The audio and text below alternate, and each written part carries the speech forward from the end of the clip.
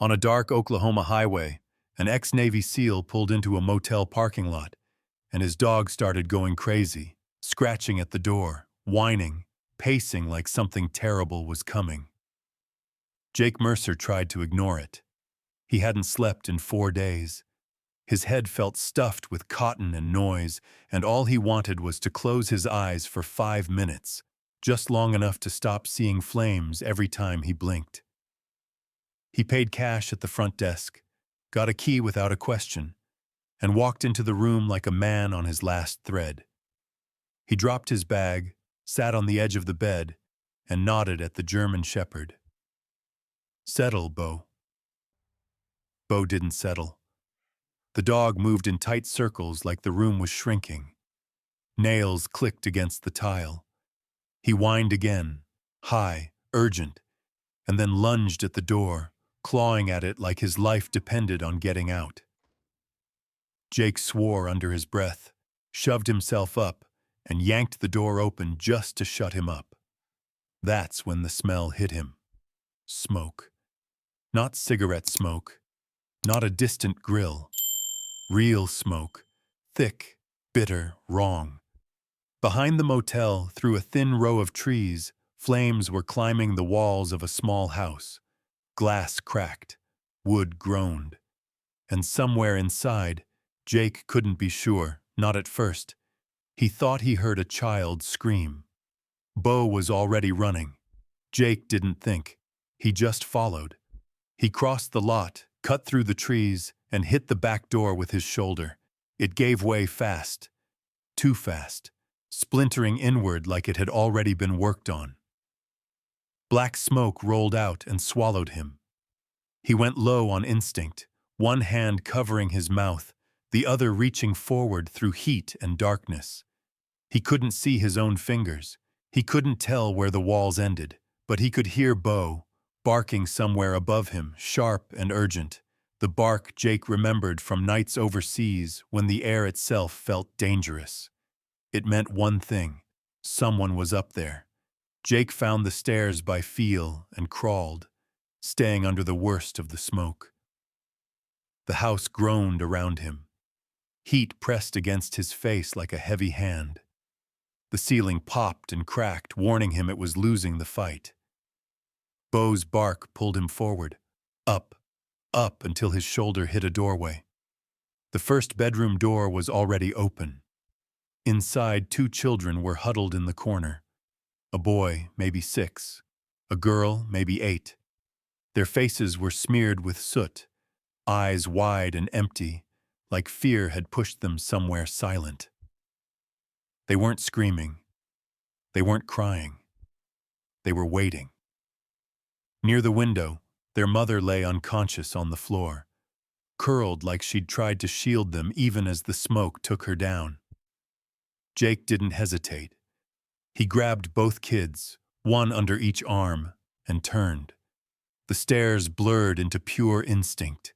Down, down, down, out. Cold night air hit their faces like a miracle. He set the children on the grass and spun back toward the doorway. He wasn't leaving her behind. Bo met him at the entrance, barking through the blackness, guiding him like a compass. Jake pushed inside again, found the woman by feel, hauled her over his shoulder, and ran.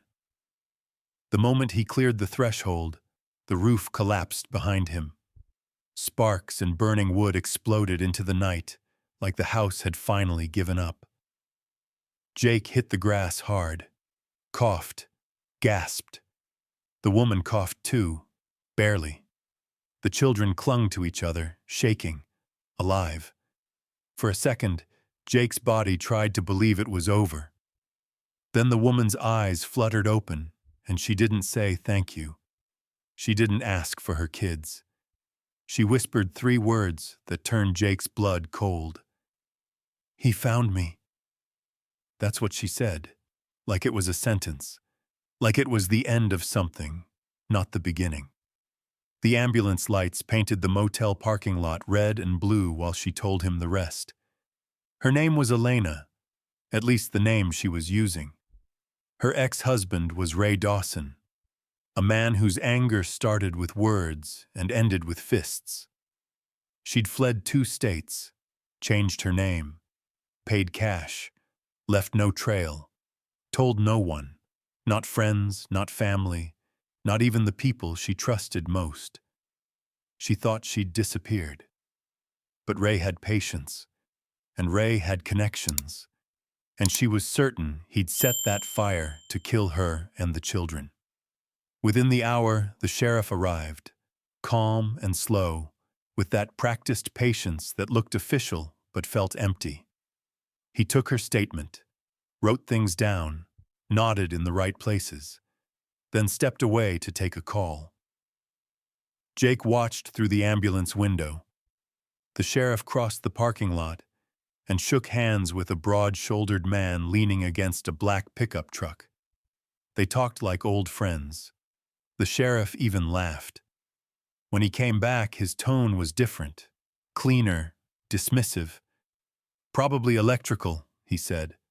"Old house, faulty wiring. These things happen." Elena's face crumpled, not from surprise but from recognition. She'd seen this before. The system folding itself around the man who hurt her like a shield.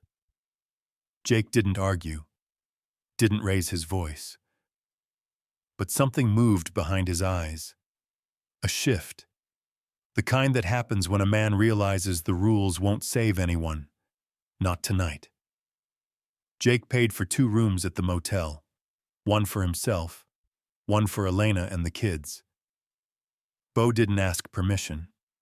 He walked straight into their room, circled at the foot of the bed, and laid down like a guard who'd been posted. The kids didn't question it. They pressed close to him, hands tangled in fur, and for the first time in days, maybe longer, they slept. Later that night, Elena found Jake outside on the walkway, sitting in the dark like he was waiting for something he didn't want to name. She sat beside him. For a while, neither of them spoke. Then she asked quietly, "Why are you helping us?" Jake kept his eyes forward. His jaw tightened. He could have said the simple thing, the clean thing, the thing people say when they don't want to open the door. But the truth had been eating him for years. "There was a mission," he said. "Overseas. A compound. A rescue. A mother and 2 kids trapped upstairs. They breached the door 90 seconds too late. The building was already burning when he got inside. He made it up the stairs, but the flames had already won. He heard them screaming and couldn't reach them, and when the fire died, there was nothing left to save." Jake swallowed hard, like the words were smoke. "I couldn't save them," he said. "But maybe I can save you." Elena didn't answer. Not with words. She didn't need to. 2 people who had walked through fire in different ways sat side by side in the dark, finally seen. And for one night, the motel was quiet. But Ray Dawson wasn't finished. On the 3rd day, the black pickup rolled into the motel parking lot like it owned the place. Engine idling, windows down. Ray sat behind the wheel, scanning the doors like a hunter looking for a wounded animal. "Elena," he shouted, "I know you're here. Come out. Let's talk." Jake stepped outside before Elena could even move. He walked off the walkway slowly, hands loose at his sides, and positioned himself between the truck and the room. Bo flanked him without a command, hackles raised, ears pinned, silent. Ray looked Jake up and down and laughed. "You think some drifter with a dog is gonna stop me?" he called. "No one in this town is gonna help her. I've made sure of that. The sheriff? Family friend. The judge? Golfed with my daddy. You got nothing." Jake didn't respond. He didn't have to. Because Ray had made one mistake. One careless, arrogant mistake. His hands, fresh blisters across both palms, burn marks that didn't look like kitchen accidents. The kind you get when you handle something hot and volatile and think you'll never be held accountable. Jake memorized everything. License plate, make and model, the exact sound of the engine, the time of day, the way Ray's confidence sat too easily on his face. Ray revved the engine, shot a final look at the door, and peeled out of the lot like he'd just proved a point. He thought he'd won. Jake walked back inside, pulled out his phone and made a call to someone he hadn't spoken to in a long time. The phone rang twice. "Jake?" a voice said. "That you?" Marcus Cole, former teammate, 3 deployments together. The kind of man who didn't ask questions first. He asked what needed to be done. Jake didn't waste time. He told Marcus about the fire, the woman, the kids, the sheriff who shook hands with the man Elena said tried to burn her alive. He sent photos, the blisters, the truck, the plate, the report that had already started to bury the truth. A long silence. Then Marcus said, "You sure?" "I watched him drive away like he owned the whole town," Jake said. "Because he thinks he does." "Not anymore," Marcus replied. 2 days later, unmarked SUVs rolled into town. Not local, not friendly. People with credentials the sheriff couldn't wave away, and questions he couldn't laugh off. They taped off what was left of the house. They photographed. They measured. They collected samples. They worked the scene the way professionals do when they're not trying to protect someone. Elena watched from the motel window with her children pressed against her legs. She barely breathed. After years of running, after years of being told she was exaggerating, someone was finally looking for the truth. And the truth has a way of leaving marks. The investigators came back with warrants. They searched Ray's truck. They photographed his injuries. They took what they needed, bagged it, labeled it, and sent it to labs that didn't care who Ray's father played golf with. When the results came back, Ray's world cracked. The arrest happened in the motel parking lot. Ray stepped out of his truck, still wearing that same confidence, still believing the town belonged to him. And then the SUVs boxed him in. Agents moved fast, hands on the hood, cuffs locked. Ray shouted the entire time, threats, excuses, demands to call his lawyer, his father, the sheriff. The sheriff was there too, standing off to the side, frozen. He didn't say a word. He didn't have to. His silence said everything. Ray was still yelling when they put him in the back seat. Still convinced someone would fix it. Still certain his connections would save him. They didn't. Elena stood in the doorway with her children pressed against her legs and watched them drive Ray away. The man who had haunted her for years, who had set fire to her life with her babies inside. She didn't cheer. She didn't smile. She just broke. Not loudly. Not dramatically. Just the quiet collapse of someone who has been carrying terror for too long and finally feels it let go. And the strangest part was this. Jake thought he was the one who saved them. But over the next week, he started to realize something else was happening. Something quieter. Something that felt like air returning to a room that had been sealed for years.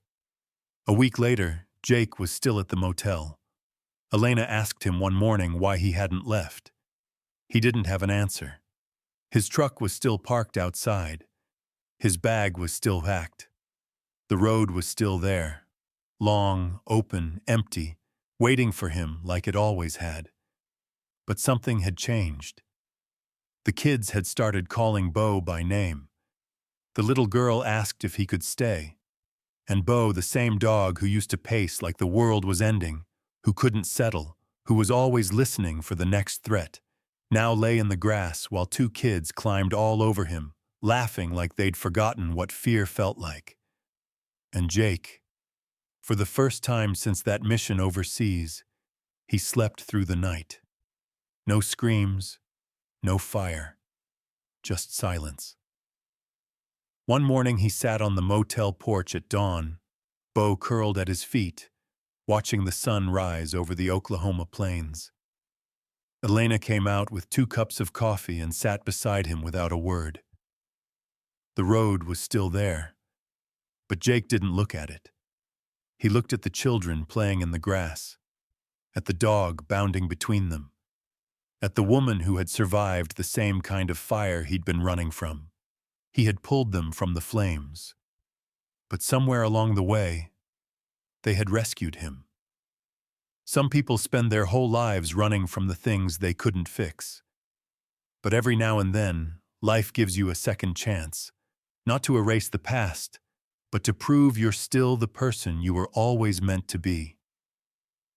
If this story moved you, hit subscribe for more stories of courage, loyalty, and second chances, and share it with someone who needs to hear it.